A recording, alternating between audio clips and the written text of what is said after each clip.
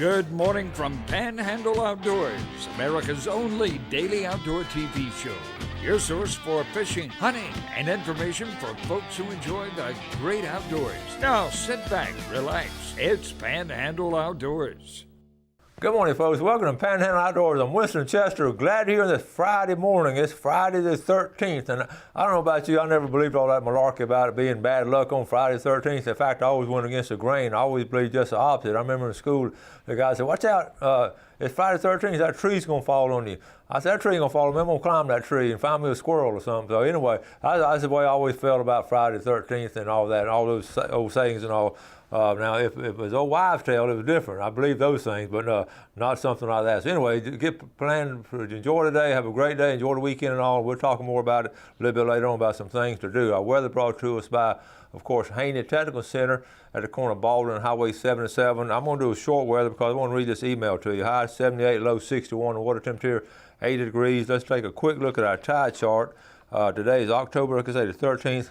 You look at those tides, folks. I mean, it is a great tide today and a great tide tomorrow, and on through the weekend. But we've had a wonderful week, and I hope you've enjoyed those videos we've had, the tuna fishing trip, the catfishing. I just showed you all the great things we can do on catching fish in this area and all. Of course, the tuna fish in Louisiana, but you catch those yellowfin tuna and blackfin tuna in this area. But that's one of the great things about this show. We've been able to, the hardest thing I have to do, not hard, is trying to balance my shows between videos and guests and me running my mouth by myself, and I enjoy all of them, and I just try to balance it so you can stay interested and enjoy it too. So we've had a couple of days of some really good videos, so now you got to put up with me today talking about all this stuff. All right, our fishing. Let's do our fishing game times on Friday. We'd like to do them now. Look at brought to us by Blue Water Outriggers, 7:35 to 9:35 this morning, and this evening from 8:03 to 10:03. Okay, that takes care of that segment. Let's go ahead and take our break, and we'll be right back. Okay, welcome back. I want to read this little email I got because some of y'all may be interested in this. It's a little job offer, and especially if you're outdoorsman and like to do this kind of stuff, have time to do it if you're semi-retired or something. But let me read it to you, and I'm going to show you the number here on the screen. Winston, he sent it to me. This is Tom Branch, with the promotion manager for Navionics. If you or someone you know might be interested, Navionics is looking for a Panhandle area saltwater fishing specialist. The person would be an independent contractor working on a part-time paid level. These duties would include social media, promotional road travel, seminars, and other activities within the Panhandle community. The candidate must have a passion for saltwater fishing, the area of fishing from anywhere in Florida over to Louisiana. If interested, please send a resume, and this is what you'd want to do. Now, if you want to get in contact, it's sales at Navionics, and there's Tom Branch, and there's the phone number down there. And I put this on, a lot of times I hesitate on doing something like this, but that's right up our alley. I personally do not have time. I can see me going home today. Hey, Gail, I got something else for me to do. And she, I can't do that. So, but for some folks who you have the time to do it and you have that passion for outdoors, Navionics is a great company, great electronics. And so if you're interested, check it out, because that could be something that could, you make some good money doing something that you have a passion for doing. I get a kick out of people doing these part-time jobs, and they're doing them because they like doing that second job. And I've always had a lot of times a second job. I know when I was coaching during the off season, I'd referee different things or whatever, and I enjoyed refereeing and stuff like that. So anyway, so let's move on. I wanted to show you the redfish season is over, the Florida professional redfish, but I want to give a credit to the top 10 finishers in this tournament and all, the redfish tournament, and it's a Florida put on by Power Pole, the Florida Pro Redfish Series. So it's over, and I'm gonna just call out top 10 teams. In first place was Alex Johnson and Bill Burke. Okay, and then you go all the way over on the other side. That tells you the place. But that's the 4 tournaments and added the weight or the points really, and that's how to get it. And it starts at 376, 370. You see the points in the next to last column. But I'm just gonna read out the names. Okay, I'm gonna start to make them big so you can see them too. Of the top 10 places. Second place, Bobby Weir and Matt Schoen, and these guys, you see them time and time again. Third place, the Gone Fishing team of Sam Roberts and Williams. Fourth place, Powder Coat with Dustin Finch and Weston Finch. Next place, Snip and Tail, Bill Coleman and Stacy Fretina. And look at here, Power Pole, the Power Pole team of Fred Myers and Justin Leake. And then this next team, Ward and Hawkins, that's Steve Ward, and all these guys are good fishermen. Michael Hawkins and Steve Ward. Eiford, that's Kevin Eiford and Dennis Eiford, the Eiford boys, and they're good. And then Action Craft, Robert Galtney, Bobby Galtney, and let's see, I got Shallowtails is in here, going down here, right there. Shallowtails, Mark Coward and Michael Coward, they're back in 12th or 13th place. So that's some good fishermen. Rockport Rattler, Trevor Taylor, John Morris. Anyway, I just wanted to call out those, Jordan Todd, Saltwater Obsession, Jordan, Rod. A lot of these guys are local guys here in the Panhandle, and I just want to give them a shout out because what they've done, you're fishing against the best right there. If that's the best of the best as far as, now a lot of guys catch redfish, but these guys, they'll fish all day, they'll fish hard, and it's great. There are like 50 teams, so I want to list those top 10s, and congratulations to all of y'all. Okay, now let's move on. FWC, this call for volunteers from the FWC to monitor the oyster reefs in St. Andrew Bay, and they need it. We've already had some dates, and we're about past these dates, and I should have talked about this later, but you can volunteer, get a hold of FWC to help monitor the oyster beds right there, okay? And you sign up there, and really, they didn't give me this notice quick enough to really get much done. Now here's one that's good. I don't expect to read the whole thing, but the guy sent it to us from FWC. This is Florida, the Wildlife Research Institute down at the in St. Petersburg, and they're talking about scallop restoration down in St. Joe Bay. And it goes on to say, my name is Austin Hall. I work for the molluscan fisheries of the Florida Fresh Fish and Wildlife Research Institute. I received information about you helping all that. So it goes on to say, I'm contacting you because my team and I are reaching out to interested and motivated Gulf County residents for help restoring scallop populations. Now they're reaching out for people around that St. Joe Bay area or that can have access to it for helping. What they want to do, they're developing partnerships with the county officials, the private sector, and on, and they're trying to provide scallop and predator exclusion cages to community members for the 2018 season. In other words, they want to get these big devices and all so you can put scallops in them and keep the predators out, and that way you're building, basically what you're doing, you're building like safety houses for scallops, and it's a great idea. It's going to be a lot of man hours. They don't have enough personnel to do it, so that's why they're reaching out for help and all. And I've invited the guy. What I did, I emailed him back and invited him to come up here, come on the show and talk about it and explain to the folks what he wants to do and what FWC wants to do.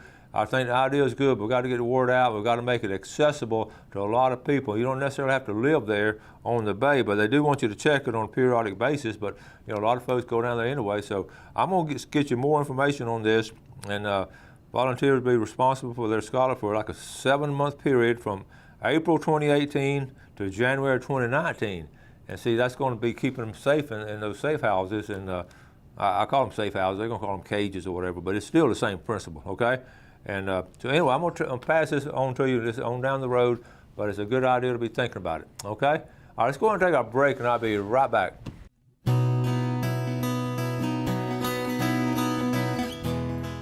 Okay, welcome back. Guess what? I get so excited talking about all these things, I forgot to do the drawing for Sandhill Seafood, so let's do it right now for that free seafood platter. Wayne Rosales and family, and we're talking about Tommy Kaysen from Steelfield. Tommy, that's right down the road from you. Tommy, the free seafood platter from Sandhill Seafood. Thank you, Wayne. Now, let's move on. One of the things I want to talk about, you know, I'm always preaching about having outdoor activities or clubs or classes in our school system. I believe that in the depths of my heart, folks, how important it is. Our society would be better. I think about all these bad things that happen with bad people doing things. I often think if they were raised in outdoors and they'd gone to church and had just a good background, you know, maybe their mind wouldn't be so twisted and all. But I know from a fact that our young people are better off year after year. I see it. I still hear from them. Like I say, the email I read last week from Ryland Spitzer, junior up there at Troy. He's talking about how much outdoors meant to him, and he's a student at Troy. I hear that over and over again from kids I've taught. So I'm trying to get it in all the school systems. All school districts should have it, and they're offering it on. Anyway, they're offering it someplace. But I want to come in. University Academy over there at the old airport. They have an outdoor ed club. They've asked me to come and speak to them. That's a middle school outdoor ed club, and they're actually not doing it in a class, but at least they've made a step in an outdoor ed club. So all schools could have a club. And then I got that, talked to them in North Bay Haven. Second semester at North Bay Haven, they're going to be teaching outdoor ed, and one of the girls that she has the program I put together, she's going to try to teach it. I'm going to go up there and help her some, and help her teach some of the things like on orienteering and all. But that's a great location. A lot of these schools have great location. We've got a lot of room out there. So please make an effort to get the outdoor ed, something to do with outdoors in your school system. And like I say, you will meet some resistance, and the resistance, they'll be sincere in telling you this, they can't do this, can't do that. But I promise you, you can find a way to get a club started and do some things with it, and you'll be amazed at what good will come from that. So I always want to preach that. And one of the things we do, that's what made me think about this next segment, would always teach knots. And when I would teach how to tie knots, that I've done it here on the show, different ropes and everything, but now with the apps that's coming on phones, the last couple of years I was teaching it, I didn't have to teach it much because the kids would go to their apps and really teach it to each other. So I'm going to show you in the top left-hand corner here, this is Grog Knots, okay? That was an app called Animated Knots, and so you don't know anything about it, you can actually learn about it. So here's the categories in the left column. I'm going to scroll all the way down and see fishing there in the middle. We're going to go to fishing knots, okay? And they have all the other kind of boating knots, but these are fishing knots. And then you go down the list, and you just pick out, and I'm going to just show you a couple of them. The blood knot, we've tied it before, and this is a very important knot. So I'm going to go to blood knot. That's 1, 2, 3, 4, fifth one down, blood knot. So let's go to the blood knot, and then what they'll do, let me see, let me get it this way. Now, let's start back over it, okay? Let's start back over that. Okay, here we go. So you got two, it's about tying two pieces of line together. So that's why I use red and blue. And see, they got that idea from me because I started doing it that way. So I'm going to just run through it, and what you do, you wrapping the blue around the red line. Just all you do is wrap around, wrap around, wrap around, and then you come back through the loop at the bottom. Then repeat the same thing for the red line, wrap around, and then come back through the loop at the bottom and snip it and tighten it up. And that's a blood knot. A very simple knot to tie and very simple one to learn. And we always, they get a kick out of this. And again, that's what you don't realize. They don't know anything about this, and they have success doing it, and they just put a big old smile on the face. So let's go back and do a couple of others. I just still, many years I've done this, I still get a kick out of. Let's go down to the improved clinch knot, because this is used a lot. Okay. On this one, just wrapping it around. This is one of my favorite knots. Okay, I use this a lot for fishing. Go through the bottom loop and the top loop. That's really, I use that for fishing a lot. Let's go back over it. I'm gonna go, okay, all you do is go through the hole, then just wrap it around. And I wrap around 5 times. 1, 2, 3, 4, okay, 5, okay. And then you come back through the loop and snip it off like that. And then of course you tighten it up. Okay, so anyway, so that's that one. Let's show a couple more improved clinch. There's so many, the Rapala knot, the Snell knot. Okay, Snell. This is what the commercial guys use, and the reason they use this because you wrap around the shank. So you go around the shank right there, and that makes it strong. So the weight on these big commercial guys, the weight of the fish itself is on the shaft of the hook, not necessarily the hook. So let's go back over one more time, and we'll go step by step. So basically, you go through the eye, and and then you go back through the eye, okay, and then you go just wrap around the shaft, wrap it, and you see where all the strength is right there. You pull in the shank, the shaft, and also up in there, and that's what the commercial fishermen use, that particular one. Let's do one more. The surgeon's knot. This really came from doctors tying blood vessels together and all. So let's go. All you just putting 2 together. This is fly fishermen use this a lot. Just tying it on, tying it on the line there, the leader. Let's go back one more time. So you got two pieces. You're gonna tie the leader on the main line, and then you keep them together and just go back and forth, and tie it off like that. Okay, that's enough, but like I say, you go back to the categories, and all the categories, you got climbing, boating, fishing, decorations.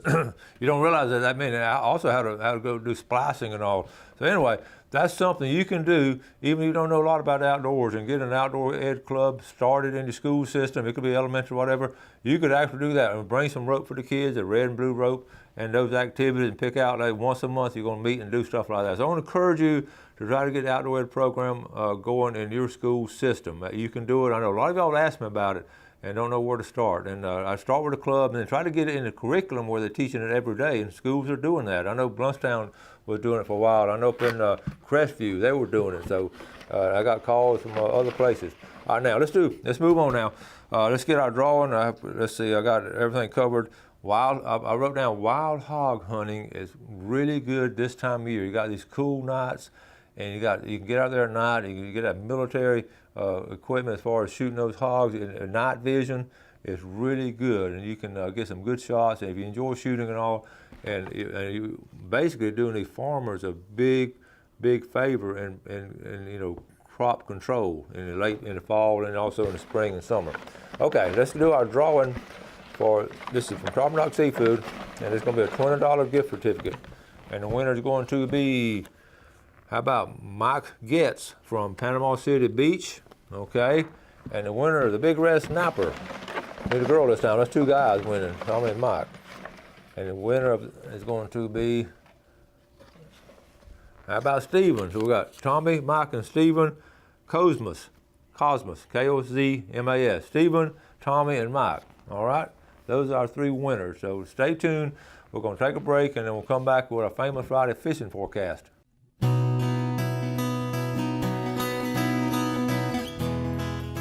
Welcome back, folks. Welcome to Famous Friday fishing forecast. And we're going to talk real quick. I know last Friday I stood up here and talked. I didn't show you a lot of locations. I do want to mention that freshwater fishing, fall fishing for the stripers and hybrids is going strong right now. Trout lining is doing good. They're even getting some flounder up in the river. So freshwater fishing is doing excellent. So keep that in mind. Always bass fishing is good. If you've heard Jimmy Houston talk about that, bass fishing is always good.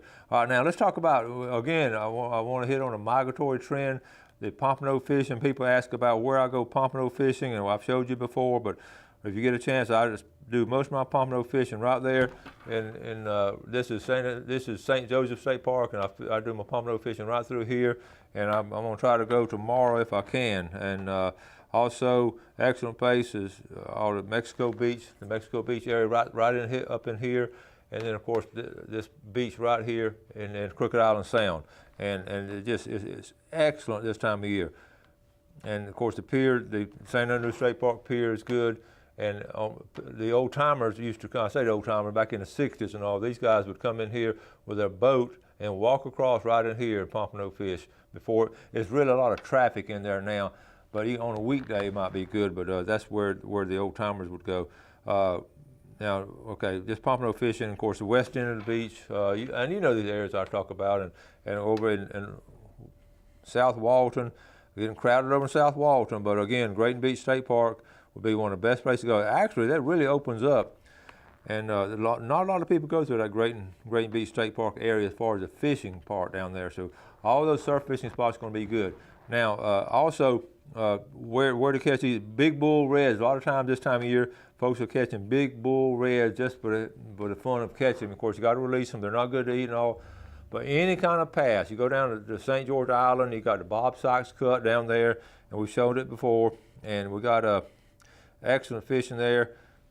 Bob Sykes Cut, then you got the St. George Island Cut right there, and they're going to be coming out, and there's the Bob Sykes Cut right here. We've talked about it before, but the big bull reds are hanging in here, and some really good red fishing right in here. And pompano fishing is good here. We call it pompano there, but this is private now, so you can't get here anymore. But by boat, you can come fishing here. And let's move on down to St. Vincent Island. And man, do I love that place. And I haven't got a report lately. Like I said, we used to, these 5 ponds, these 5 lakes here, Benny Forehand and I used to fish these and catch a lot. You just catch your limit. It's as simple as that. But I don't know much anymore about the saltwater killed them years ago, and they're having trouble getting them back. Okay, Indian Pass, of course, is going to be good on migratory. Catch a lot of whiting through here. flounder bite is going to be excellent fishing right through here. Flounder is going to be coming out. It's going to be really good. Guys going to be throwing the nets out here. A lot of good fishing in this area here, okay? And of course, St. Joe Bay, we covered it a lot. And like I say, the flounder fishing off this point right here is going to be good. I'm going to tell you, one of the hot spots of flounder fishing now is going to be the Highland View Bridge. And we'll talk about it. Okay, y'all know where we're talking about. Highland View Bridge is coming out. Let's see. I can't find it. Anyway, y'all know what we're talking about. But the Highland View Bridge, when it's comes out right there, is going to be good. And then coming on down here, again, flounder fishing this time of year. They're going to be flounder gigging is going on all through here, up here behind on Masalina Point right here, and then what we call Redfish Point. The old timers call it Masalina Point. And then up in here, the flounder's going to be coming up here. You're going to be catching, you can catch them back in here before they go out into the bay. All right. Red fishing and trout fishing, of course, you know this spot, so they're going to be just really hot on the incoming tide. Right, I try to get up in here in this area here. Of course, your two creeks here I point out almost every Friday. The point here, and then this side over here is going to be holding speckled trout this time of year too. And don't forget, even though there are a lot of people over here, there's some good redfish and there's some deep holes along the area on this side of the bay. Okay, I'm going to run out of time. Basically, I do want to mention, the big thing is make sure you play your wind right, you play the tides right, and if you use live bait, keep them fresh and make sure you got them out there in a presentation where the tide, the fish going to come by as the tide is going out, and the bait's going to come right by them. Triple tail fishing is just like that. Triple tail fishing is good now. So, but again, check out your buoys and mahi. Still, I saw some pictures of mahi being caught recently. So that's all good. Run out of time. As always, I run out of time. Got a lot more to talk about it, but bottom line, we want to get you out there to enjoy the outdoors, and you and your family and friends, and just have a great time. And always, try to do something with a fellow man. Have a great weekend, and God bless. Thanks for watching America's only daily outdoor TV show, Panhandle Outdoors with Winston Chester, featuring hunting, fishing, and other activities and information to help you enjoy the great outdoors. Join us next time for Panhandle Outdoors.